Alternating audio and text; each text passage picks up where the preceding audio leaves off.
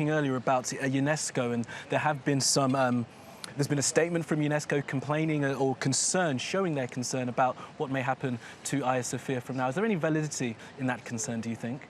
Well, I don't think that that's a valid evaluation because I will have some points on this issue. UNESCO indeed was established in 1945, and the year when they accepted the Hagia Sophia as an historical heritage was just on 1985. So they were just waiting a lot to consider this World Heritage. Secondly, Turkey is the last country where we should talk about questioning the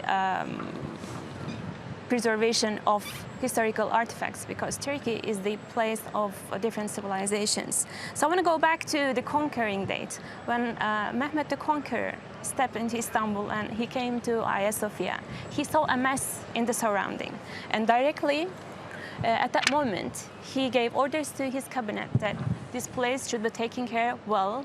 Immediately, all the precautions should be taken for protecting all the artifacts and all the decorations, pictures, and the surroundings and environment, everything. So I want to go back to the historical renovations done during the Ottoman times. After the conquering, when the Mehmet the Conqueror gave the first order to protect the Hagia Sophia as its best, after him, the Bayezid II, Selim II, Murat III, all of these sultans ordered renovations to this mosque, and not only protecting the building itself, but also they ordered to make it as a cultural complex. They built library inside, school inside, and there is a public fountain made in those years. Lastly, I want to mention Sultan Abdülmecit's biggest renovation by a famous Swedish architect Fossati. It was the year 1847, and worldwide known famous architect Fossati came to Istanbul, and he did the most important restoration studies works in Hagia Sophia Mosque, because the most important thing is its strength. Fossati strengthened its columns and did some artistic decorations, and he made some architectural additions.